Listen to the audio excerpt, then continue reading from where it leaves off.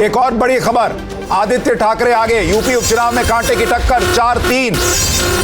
योगी 4 सीटों पर आगे चल रहे हैं और 3 पर अखिलेश यादव की पार्टी आगे चल रही है। 30 सीट झारखंड 20-10 और महाराष्ट्र में 83 सीटों पर 42-36 का 46-36, बोलते बोलते 46-36 हो गया। विशाल जी भी हमारे साथ जुड़ गए हैं। विशाल भाई, क्या लग रहा है शुरुआती आंकड़ा देखकर? वायनाड से प्रियंका वाड्रा आगे चल रही हैं, एक और बड़ी खबर। विशाल जी देखिए, जहाँ तक अभी शुरुआती नतीजे हैं, अभी तो कुछ भी कह पाना बड़ा जो है बहुत जल्दी होगी, लेकिन एक बात मैं कहना चाहूँगा, जैसा कि अभी प्रदीप भंडारी जी बोल रहे थे, महाराष्ट्र में जो लोकसभा का चुनाव हुआ था, वहाँ पे जो विदर्भ एरिया था, वहाँ से थोड़ा सा भारतीय जनता पार्टी को निराशा हाथ लगी थी। लेकिन वहाँ पर हुआ क्या है काम कि वहाँ पे किसानों के लिए जो सुविधाएं दी गई हैं, जो सोयाबीन को लेके जो है ख़ास तौर से, और कपास को लेके जो सरकार की तरफ से इनिशिएटिव लिए गए हैं, वो कहीं ना कहीं भारतीय जनता पार्टी के पक्ष में आते हुए उसके परिणाम ज़रूर दिखेंगे। और एक बात, दूसरी बात, मैं एक बात जहाँ पे जोड़ना चाहूँगा कि भारतीय जनता पार्टी जो चुनाव लड़ रही है 149 सीटों पर शायद, तो प्याज पे भी बोल नहीं सुन लीजिए प्याज पे भी बोल दीजिए, सुनेंगे प्याज वाला अरे ठहरिए, जब सोयाबीन बोला, धैर्य रखिए, धैर्य रखिए। महाराष्ट्र में कांदे आपकी तो सरकार नहीं बन रही है, कोई बात नहीं, आघाड़ी की सरकार बनेगी, आप प्याज पे बोलिए। वहाँ पे क्या है कि वहाँ पे 76 सीटों पर जो है सीधे कांग्रेस का भारतीय जनता पार्टी से मुकाबला है। तो यहाँ पर कहीं ना कहीं भारतीय जनता पार्टी का एज रहेगा ही रहेगा। तो मुझे तो अभी जो फिलहाल के लिए यही लग रहा है कि महायुति की सरकार महाराष्ट्र में बनेगी। क्यों रहेगा एज? आपकी सरकार है। नहीं, लेकिन विवेक जी एक तो मैंने आपको कारण बताया ना, जब सीधी टक्कर है तो अब तो जो संगठनात्मक ढांचा है, आप तो अपने आप से ही लड़ रहे हो। ये आपका गठबंधन तो केवल अवसरवादिता का गठबंधन है ना, इस बात को मान लो। ये थोड़ी लॉजिक होती है। आप उसको एनालिसिस को वैज्ञानिक तरीके से बोलिए ना। विशाल जी, ये जो हिसाब से अनियन के प्राइसेस जो वहां पर हैं, वो एक मेजर फैक्टर इस बार होगा। और क्यों जो आपने विकास का काम हुआ, जो लाडली योजना है, जो लाडली योजना है वो उसको मैं काउंटर कर देता हूँ। लाडली योजना आपकी जानकारी से ज्यादा डबल प्रॉमिस कांग्रेस ने किया है, और वो पैसा सब तक नहीं पहुंचा, सारी लाडलियों तक। थोड़ा आंकड़ों पर काम करके बैठा करिए। नासिक में महिलाओं का वोट परसेंटेज लगभग 5% ज्यादा है, और नासिक में जो है 6 सीटें हैं। क्या बात कर रहे हैं आप? वोट परसेंटेज ज्यादा है तो आप ही को वोट सारा मिलेगा भाई। वो पता चल जाएगा। संजय जाजी, अगर महाराष्ट्र में 99 सीटों के रुझान है, बीजेपी गठबंधन 57 पर आगे दिख रही है, कांग्रेस गठबंधन 41 पर आगे दिख रही है, क्या ये लोकसभा चुनाव के हिसाब से कंपेयर करें तो पैटर्न चेंज हो रहा है, बीजेपी रिकवर कर रही है, उसका संकेत दिख रहा है आपको? सुशांत जी, लोकसभा में इंडिया अलायंस 155 सीट पे आगी थी, असेंबली जो क्षेत्र है। मुझे लगता है कि आज जब सारे नतीजे आ जाएंगे, अभी तो पोस्टल बैलेट है तो शुरुआती हुआ है, हमको लगता है कि कम से कम महाविकास अघाड़ी को 155 से 160 सीट मिलेंगी ही। अभी तक जो आप देख रहे हैं उसमें ये जो सबसे बड़े जो मुद्दे हैं, बेरोजगारी, महंगाई, तोड़फोड़ की राजनीति जो भाजपा ने की थी, और इन सब चीजों का असर तो आएगा ही।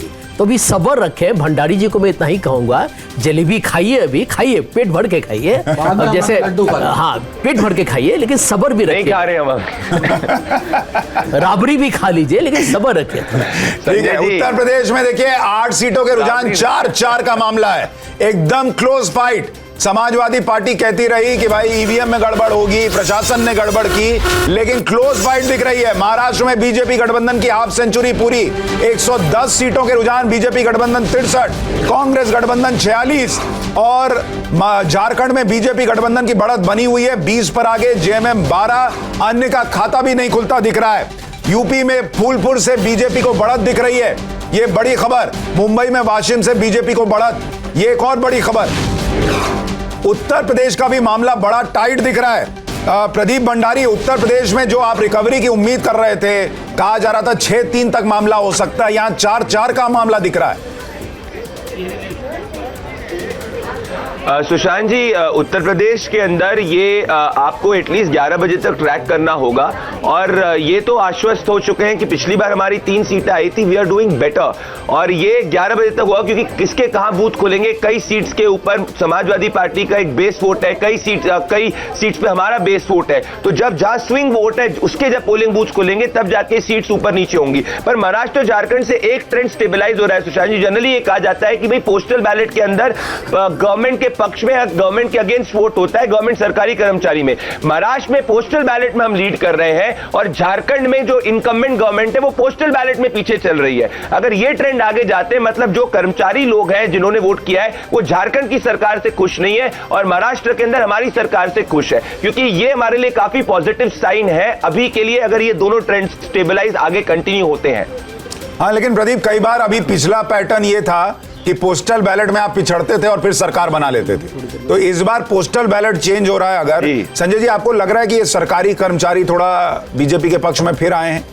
देखिए, पोस्टल बैलेट में यदि आप परंपरा देखिएगा तो हमेशा बीजेपी आगे रहेगी, आज ही नहीं। नहीं सर, बीच में उल्टा हुआ था सर, हरियाणा में भी नहीं हुआ था। नहीं, कभी कभी हुआ है, बीच में एकदम चेंज हो गया था। नहीं, लेकिन ज्यादा करके बीजेपी आगे रहती है।